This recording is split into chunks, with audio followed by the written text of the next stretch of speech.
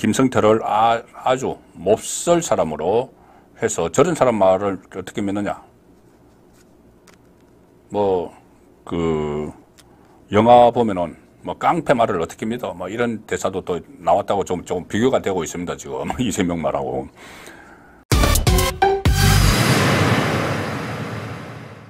이재명은 이렇게 이야기를 했습니다. 이게 완전히 왜곡하는 건데, 왜곡하는 거고, 개딸들은 이제 그대로 믿겠죠. 이렇게 이재명이 한 이야기를. 뭐라고 했냐. 동일한 사건에 대해 동일한 법원의 그러니까 동일한 사건에 대해 동일한 법원의 다른 재판부가 전혀 다른 판단을 해서 상반된 결론이 났다 하면서 예를 들어 안부수 아태평화교류협회 회장에 대한 판결은 북한이 송금한 800만 달러가 쌍방울 그룹의 대북사업 주가 부양을 위한 대북사업의 대가라고 판치를 했는데 왜 이하영 전 경기도 평화부지사에 대한 판결은 이재명과 경기도를 위한 송금이라고 판결을 했나 이렇게 주장을 했습니다. 얼핏 들으면 그렇네. 수원지방법원에서 왜 안보수 재판부는 800만 달러를 북한에 준 것이 이 쌍방울의 주가 조작용이다. 그러니까 북한과 협력 사업을 한다고 하면 이제 주가가 올라간다는 거죠. 그걸 위해서 북한에 800만 달러를 줬다고 했는데 왜 이화영 재판부는 800만 달러를 준 것이 이재명의 방북을 위해서 줬다고 하느냐. 그러니 이화영 재판부의 공소 내용, 검찰이 한 공소 내용과 판결 내용이 사건 조작이다. 이 주장을 하니까 지지자들은 환호를 하죠. 정말 그렇네. 그럼 정말 정치적인 판결이네. 그런데 이게 다 언론에 보도가 됐습니다. 왜 그렇게 됐는지. 이재명도 다 알 겁니다. 아는데 그런 식으로 왜곡을 한 거죠. 왜 이렇게 됐느냐 하면은 안부수를 검찰이 기소했을 때는 2022년 11월입니다. 2022년 11월. 자, 그런데 2022년 11월은 김성태가 동남아로 도피를 했을 때입니다. 김성태가 체포되지 않았고 동남아로 도피를 했고 그때까지는 김성태가 이재명과 말을 맞췄습니다. 북한에 800만 달러를 보낸 게 이재명과 관련이 없다고 말을 맞췄습니다. 그때 이재명이 나는 쌍방울 속옷 사입은 인연밖에 없다 이런 식으로 뭉쳤을 때 김성태도 측근들을 통해서 나 이재명과 통화한 적 없어 이렇게 했습니다. 왜 그러냐 하면은 이재명이 그때까지 본인을 이제 보호해 줄 수 있을 줄 안 거죠. 그리고 나중에 또 이재명이 대통령이 되고 하면은 그때가 이제 외국에 막 도피를 하고 있든지 아니면 대통령이 되거든지 하면은 그때 오면은 이제 이재명이 다 봐줄 거라 생각하고 거짓말을 해준 거죠. 이재명 입장에 맞춰서. 그런데 체포가 돼서 그때 동남아에서 체포가 됐죠. 체포가 돼서 2023년 1월에 강제 송환이 됩니다. 김성태가 강제 송환이 돼서 검찰에 가보니까 모든 증거를 다 확보하고 있고 국정원 기록이나 방용철 부회장이었던 방용철 모든 기록을 다 확보를 하고 있고 자기가 우겨도 될 것 같지가 않으니까 진실을 하기 시작한 거죠. 진술을 하기 시작을 하는 겁니다. 그래서 그렇게 검찰이 그러면은 강제 송환을 한 김성태를 데리고 조사하고 또 추가 증거 그냥 조사 말만 가지고는 안 되죠. 북한에서 받은 영수증이라든가 이런 것들을 다 이제 추가해서 그걸 확보해서 안부수 항소심 재판, 2심 재판에는 그 내용들을 검찰이 집어넣었습니다. 이거는 1심에서 전혀 들여다보지 못했던 이 대북송금은 김성태가 했는데 이재명 방북을 위해서야. 이걸 집어넣었습니다. 집어넣어서 2심 재판이 진행 중입니다. 그래서 2심 재판에서는 1심 내용과는 다르게 지금 이화영 재판처럼 이 대북송금용이었다는 게 진짜 나올 가능성이 큰데 여기서 중요한 것은 그러면 그 일반적으로 검찰 주장 아니냐. 그렇게 생각을, 민주당 그렇게 이야기하겠죠. 그런데 항소심 재판에서 새로운 내용을 넣어서 하려면은 공소장 변경 신청을 해야 됩니다. 검찰이 공소장을 처음에 1심에서 넣었던 거에 좀 보강을 해서 지금 새로 김성태가 그 한국으로 들어와서 확보한 증거하고 진술들을 다시 보강을 해서 신청을 하면은 법원에서 안 받아들이면 그게 안 됩니다. 공소장 안에 못 들어가죠. 근데 법원에서 허락을 했습니다. 아, 맞네. 그래, 그 공소 내용 그렇게 바꾸세요. 그럼 그거 가지고 재판합시다. 그것이 2심에서 이거 가지고 재판을 하고 있습니다. 그게 오늘 언론을 통해서 다 알려졌는데,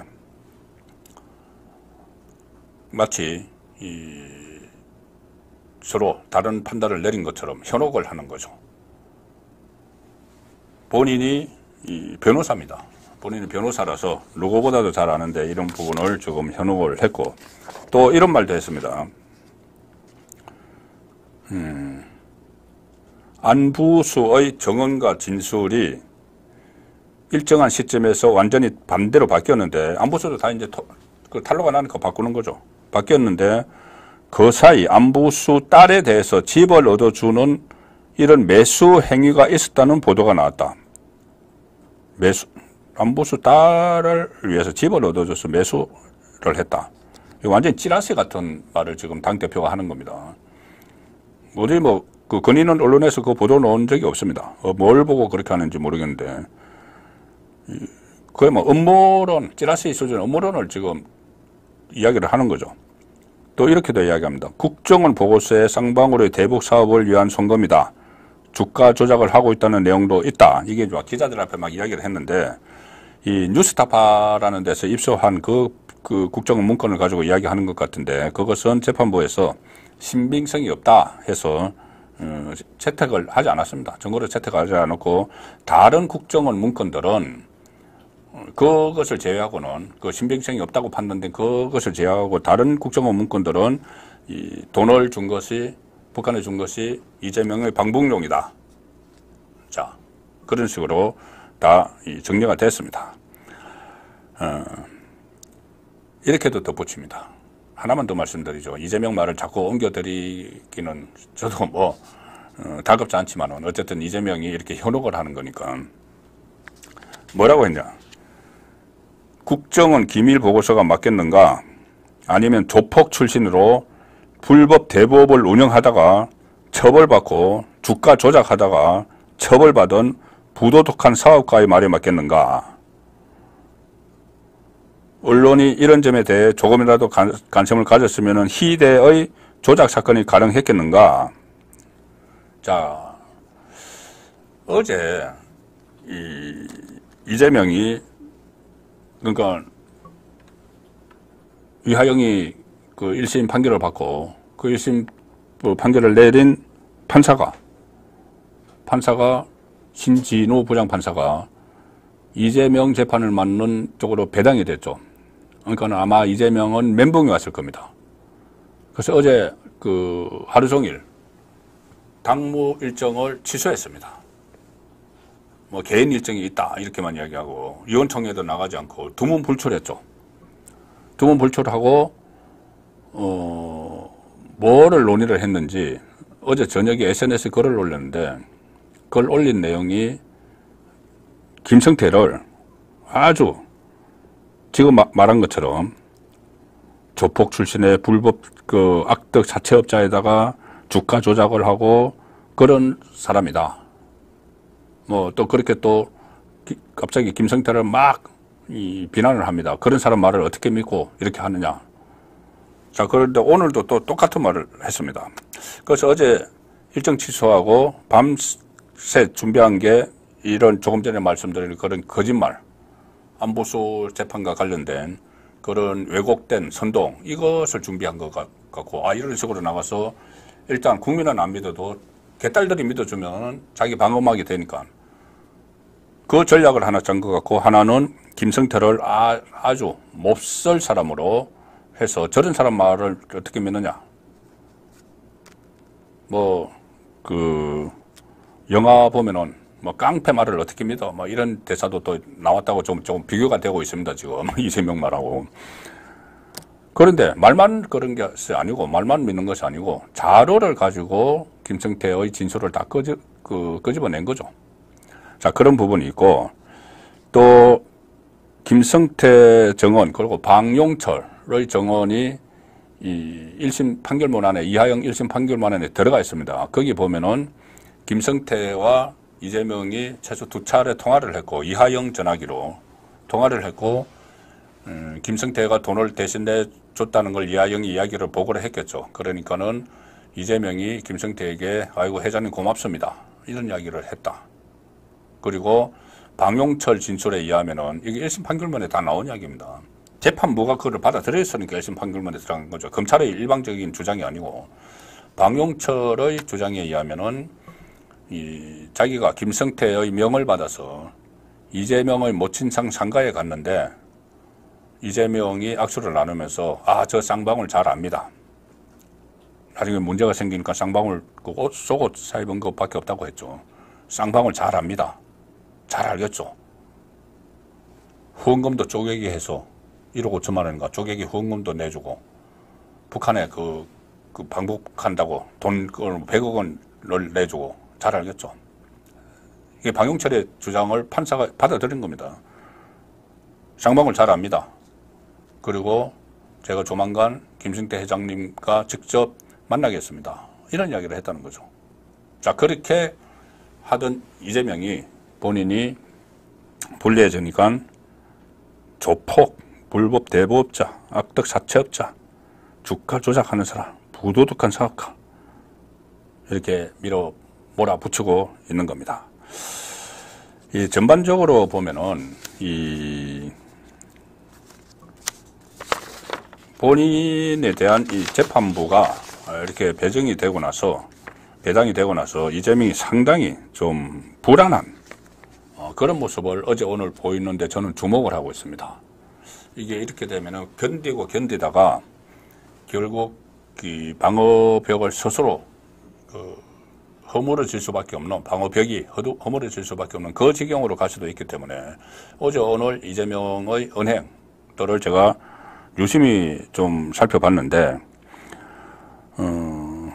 그제 최고위원회에서부터 그때 이화영 1심에서 중형이 나왔죠. 그때부터 좀 안절부절 못하는 최고위원회에서 막 큰 소리를 지르면서 갑자기 윤석열 대통령을 막 비난을 하다가 갑자기 정적이 흐르고 10초 동안 격분을 하고, 이런 모습들이 그대로 노출이 됐습니다. 이게 비공개 최고회의 같으면은 브리핑을 안 할 텐데, 모두 발언해서 이재명이 그런 걸 해서 좀 불안하지 않는가, 지금 심리 상태가, 그런 것이 노출이 됐습니다. 그리고 오늘은 작심하고 검찰이 사건 조작을 했다. 이것은 결국은 이 사건 조작을 했다고 특검을 하겠다고 하는 민주당 의원들에게 지침을 내린 겁니다. 하려면 빨리 해. 특검 빨리 해. 특검해서 윤석열 대통령이 거부권 행사하면은 그러면 검사 탄핵해. 지금 수원지검장부터 쫙 탄핵을 하겠다는 그 이야기까지 나오죠. 탄핵을 하면은 헌재 결정이 나올 때까지 한 6개월 동안 검사들 직무가 다 정지가 돼버립니다. 직무가 정지가 되면 수원지검 검사들이 지금 수원지검에서 하고 있는 법인카드 수사, 그리고 쪼개기 후원금 수사, 이런 것도 못할 뿐 아니라 대북송금 이하영 재판이 시작되면은 공소유지를 해야 되죠.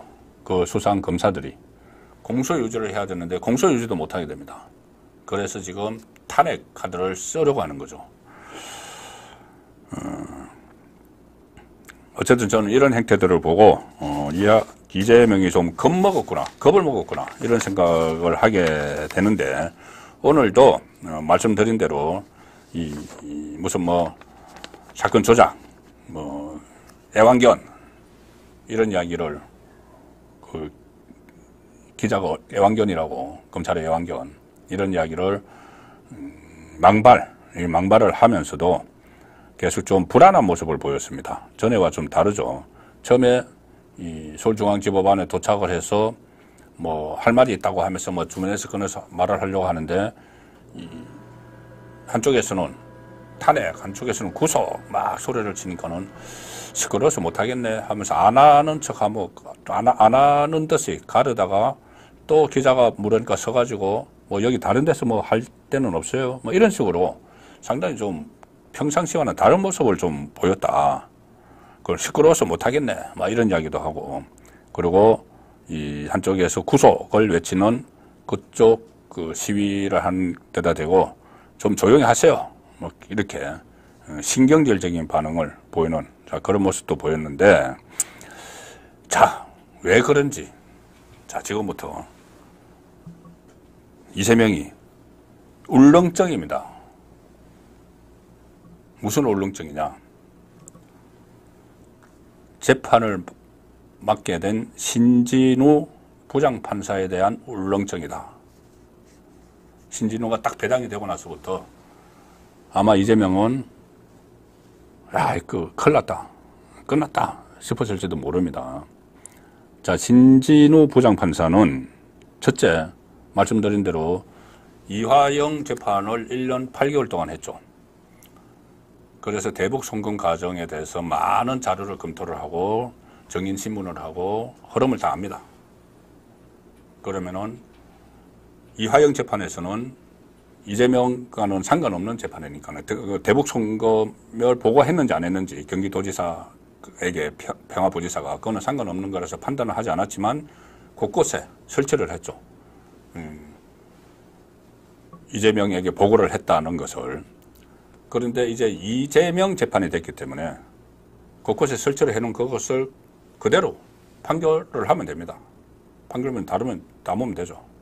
그러면은 이재명 피고인 이재명 입장에서는 꼼짝달싹할 수 없게 됩니다. 이 수사가 상당히 빨리 진행이 될 수가 있습니다. 제가 조금 전에 다른 재판들 질질 끈다고 했는데 이 수사는 빠르게 진행될 수가 있는 것이 재판장이 내용을 너무나 잘 알고 있기 때문이죠. 그 기록 같은 거 새로 검토 안 해도 되고, 그리고 정원들 다 불러서 뭐 들었던 정원들은 또 새로 안 불러오면 됩니다. 만약에 시간 끌기 위해서 이 정인 신청을 막 하면은 그것을 뭐 기각해버리면 되죠. 그래서 또 시간을 끌기 위해서 뭐 재판부 기피 신청을 할 거다 뭐 이런 이야기도 나오고 있는데, 이 재판부 기피 신청의 대상이 되지 않는다 이런 또 반론도 있고, 뭐 기피 신청해도 좀 또 심사하는 기간이 조금 길어지겠죠. 이화영처럼 조금 시간을 늘릴 뿐이지, 이게 재판부가 너무 잘 알고 있기 때문에, 그 부장판사뿐이 아니고 배석판사들도 마찬가지죠. 잘 알고 있기 때문에 단지 하나 이제 그 중간에 법관 인사가 있으면은 어떻게 될지 그건데, 원래 법관 인사 때문에 다른 부로 신진우 부장판사는 배제를 하려고 했는데 이 재판의 영속성 때문에 배당을 한 겁니다. 그래서 법관 인사 때도 이것이 그냥 지나갈 수가 있습니다. 이재명으로서는 그런 점이 가장 두려운 점이죠. 초스피드로 재판이 진행될 수 있기 때문에. 그래서 오늘 기자들 앞에서 이 사건 조작했다, 왜 이쪽 저쪽 안보수는 그렇게 판결하는데 이쪽 재판부는 왜 그렇게 판결해 하고 신진우에게 압박을 하는, 급박을 하는 그런 상황이지만, 울렁울렁하기는 어쩔 수 없는 거죠. 울렁울렁한 거는. 자, 첫 번째는 이 사건을 너무나 잘 알고 있는 재판부가 왔기 때문에 그런 게 있는 것이고, 자, 하나는 이게 있습니다. 신진우 부장판사가 지금까지 판결했던 것 중에 대장동 몸통은 이재명이죠.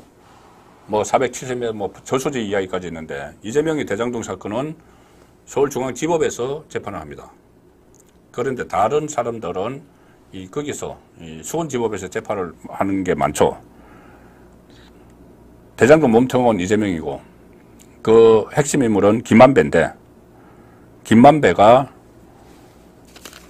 이 대장동 2억 사건과 관련해서 로비 의혹으로 첫 번째로 법원에게서 유죄 판결을 받았는데, 그 판결을 내린 사람이 바로 신 부장판사입니다.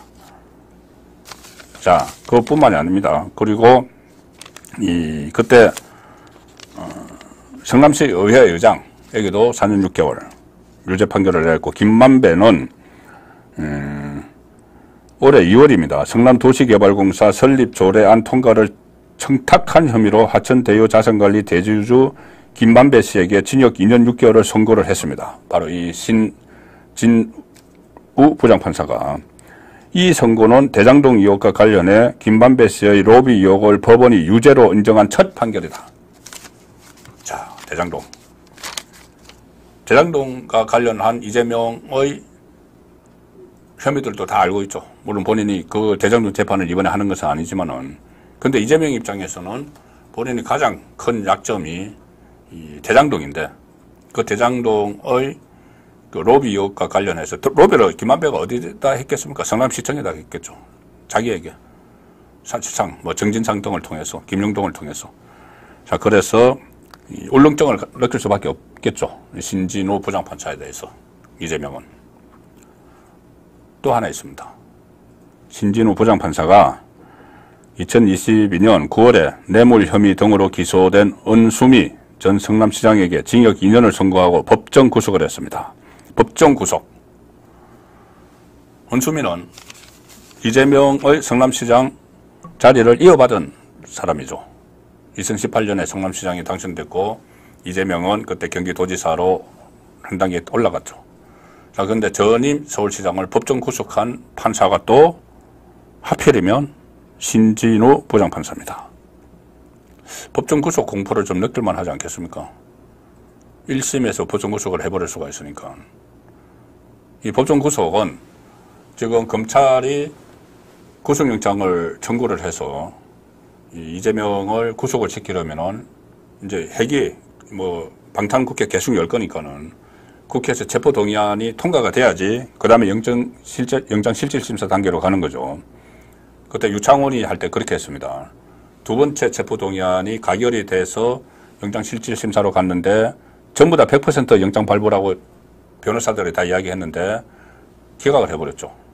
그런데 법원에서 판사가 법정 구속을 하면은 체포동의안이 필요가 없습니다. 그냥 바로 구속돼버리죠. 그래서 이재명 입장에서는 지금 다른 재판들 다 막 질질질질 끌고 있는데, 이게 이제 1심이 대북 송금 이 신진우 부장판사가 하는 게 1심이 뭐 빨리 나오지는 않겠지만, 그래도 언젠가는 좀 이런 시간에 1심 판결이 나오면은 그때까지 이재명이 이 사법적으로 처리가 돼서 감옥에 가지 않는다면은 1심 판결에서 법정 구속이 되는 공포도 느끼지 않을 수가 없겠죠. 이재명 입장에서는. 자, 그래서 이재명이 신진우 판사에 대해서 좀 울렁증을 느끼고 있다.